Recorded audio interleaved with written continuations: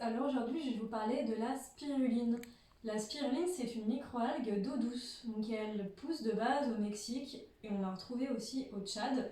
Donc elle est consommée depuis très longtemps, on l'appelle donc aliment ancestral et primitif.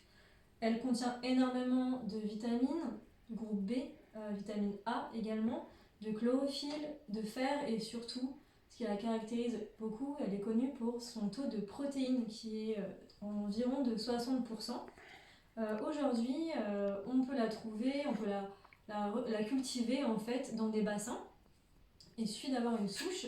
On en trouve à la fois en Afrique, dans des fermes qu'on a créées dans les années 90, par exemple au Burkina ou en Tunisie maintenant, et également en France. Sachant qu'en France, on ne peut pas la produire en dehors des mois d'été, en tout cas des mois où il fait assez chaud. C'est un peu compliqué parce qu'il faut un certain environnement pour qu'elle se développe de la bonne façon.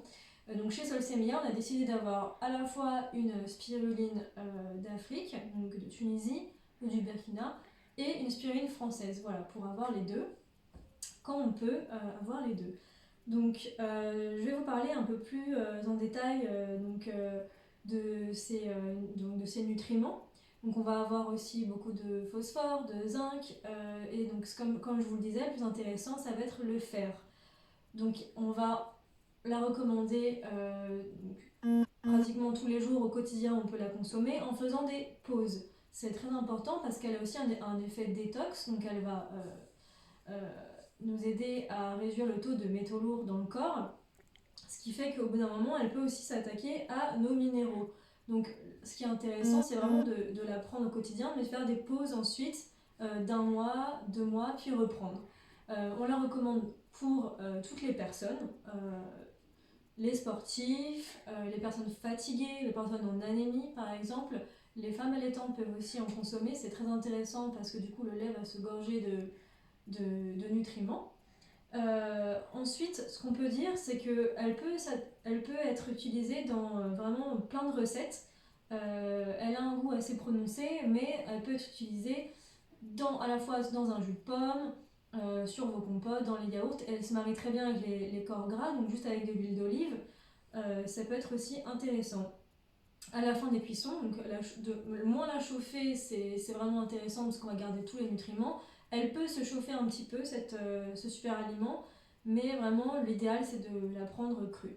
Donc chez Solsemilla, nous, on a à la fois les brindilles, donc qui est la première forme, parce qu'il faut s'imaginer en fait une grande vase qui va être mise dans une poche à douille et étalée sur des grandes plaques et séchée à moins de 45 degrés pour garder les nutriments de l'algue.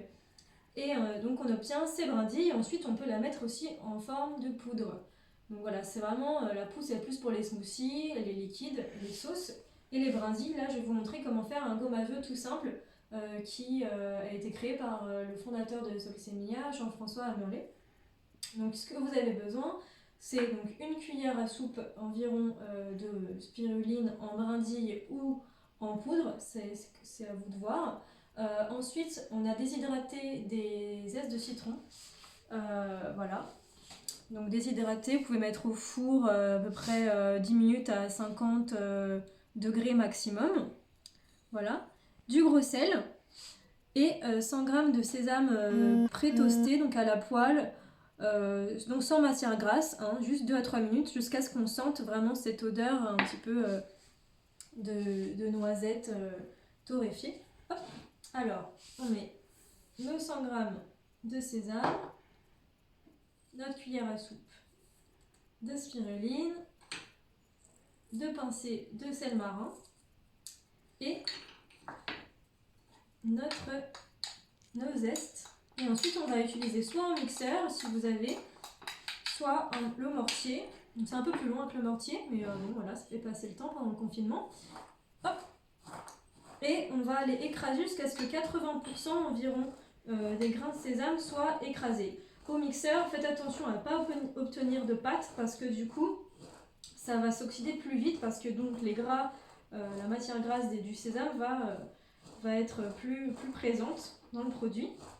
Donc là, je vais je vais faire ça à peu près 2-3 minutes et je vais rajouter aussi un peu de gingembre en poudre. Voilà, ça donne un peu de peps aussi. Si vous préférez, vous pouvez mettre du cumin, il y a plein d'idées, plein d'épices, la coriandre. Et ensuite, vous allez mettre dans un bocal fermé et garder environ 3 mois. Voilà, et vous pouvez l'utiliser dans votre riz, sur vos salades, sur vos légumineuses, sur vos carottes râpées. Vraiment, il y a plein de façons de l'utiliser.